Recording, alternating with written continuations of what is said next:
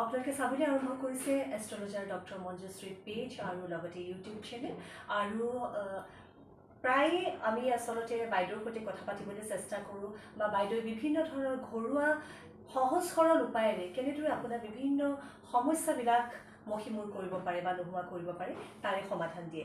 গতিকে আজিও আপোনাক স্বাগতম জনাইছোঁ আৰু আজি মই মেঘাই বাইদেউৰ পৰা জানিব বিচাৰিম সাধাৰণতে দেখা যায় বিশেষকৈ অভিভাৱকসকল কেতিয়াবা নিজৰ সন্তানক লৈ যথেষ্ট চিন্তিত হৈ পৰে কাৰণ সন্তান কেতিয়াবা যথেষ্ট উশৃংখল হোৱা দেখা যায়। পিতৃ মাতৃৰ কথা নুশুনে, মাক দেউতাকৰ কথা নুশুনে আৰু নিজৰ মতেই চব কৰিব বিচাৰে। গতিকে বাইদেউ এনেকুৱা ধৰণৰ সমস্যা হ'লে কি কৰিব? এইটো এটা ডাঙৰ সমস্যা। আজিকালি এনেকুৱা বহুত বেছি হৈ গৈছে যিহেতু মই খুব বেছি পাওঁ যে ল'ৰা ছোৱালীক কেনেকৈ আমি ঠিক কৰিব পাৰোঁ আৰু ল'ৰা ছোৱালী উশৃংখল হ'লে কেনেদৰে আমি তাক শান্ত কৰিব পাৰোঁ। এই ঘটনাবিলাক আজিকালি বহুত বেছি হৈ পৰিছে। এইটো এনেকুৱা নহয় যে আজিকালি সদায় চিৰদিন এনেকৈ চলি আহিছিল, এতিয়াও চলি আছে। গতিকে আমি ভয় খাব নালাগে। আমি কেৱল মাত্ৰ যি সন্তান আমাৰ উশৃংখল হৈ পৰিছে তাক বহুত বেছি মাৰধৰ কৰিব নালাগে, মৰমেৰে বস কৰিবলৈ চেষ্টা কৰিব লাগে। বহুত বেছি তাক বুজাব নালাগে, বুজালেও মূৰত উঠে।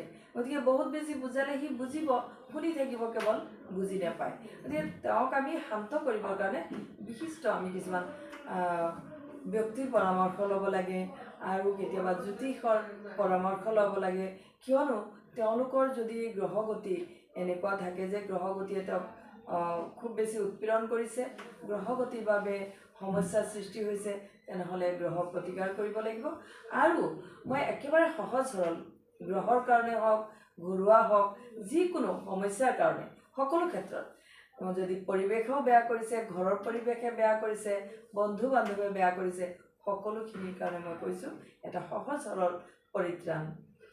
তাৰ বাবে আপোনাৰ সন্তানক আপুনি বৃহস্পতিবাৰে পুৱা ল'ৰা ছোৱালী যিসকলে উশৃংখল হৈছে তেওঁলোকে এই নিয়মটো কৰিলে 100% উপকৃত হ'ব। বৃহস্পতিবাৰে ওচৰত যদি কলগছ আছে, কেৱল বৃহস্পতিবাৰে কৰিব। ওচৰত য'তেই আপুনি কলগছ আছে তাতে আপুনি লৈ যাব, লৈ গৈ একেবাৰে গোটা চাউল, গোটেইখিনি চাউল, যিখিনি চাউল গছৰ গুৰিত, কলৰ গুৰিত যিখিনি চাউল অৰ্পণ কৰিব, সেই চাউলখিনি একেবাৰে যাতে গোটা হয়, ভঙা নহয়, এটাও যাতে নিখুঁত হ'ব লাগিব, এটাও যাতে খুঁত নাথাকে।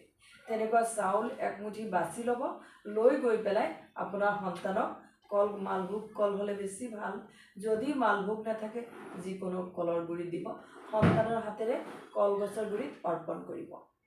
অৰ্পণ কৰি পেলাই কেৱল তেওঁ মন্ত্ৰ কৰিব, ওম বিষ্ণৱে নমঃ, ওম বিষ্ণৱে নমঃ।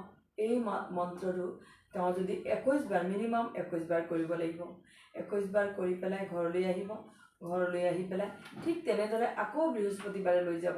এনেদৰে কিছুদিন কৰক, কিছুদিন মানে অকণমান দিন কৰিব লাগিব আৰু মন্ত্ৰত তেওঁ জপ কৰিব। যদি সম্ভৱ হয় প্ৰতিদিন আপোনাৰ সন্তানৰ দ্বাৰাই এই ওম বিষ্ণৱে নমঃ এই মন্ত্ৰটো পাঠ কৰাব, তেনেহ'লে চাব যে লাহে লাহে আপোনাৰ সন্তান শান্ত হৈ পৰিছে, সকলোৰে বাধ্য হৈছে, মা দেউতাৰ কথা শুনিবলৈ আৰম্ভ কৰিছে আৰু ভাললৈ পৰিৱৰ্তন হৈছে। হয়, এনেকুৱা ধৰণৰ বিভিন্ন ঘৰুৱা দিহা পৰামৰ্শৰ বাবে আপুনি চাবলৈ নাপাহৰিব এষ্ট্ৰলজাৰ ডক্টৰ মঞ্জুশ্ৰীৰ পেজ আৰু ইউটিউব চেনেল, লগতে লাইক কৰিবলৈ নাপাহৰিব আৰু শ্বেয়াৰ কৰিবলৈ নাপাহৰিব।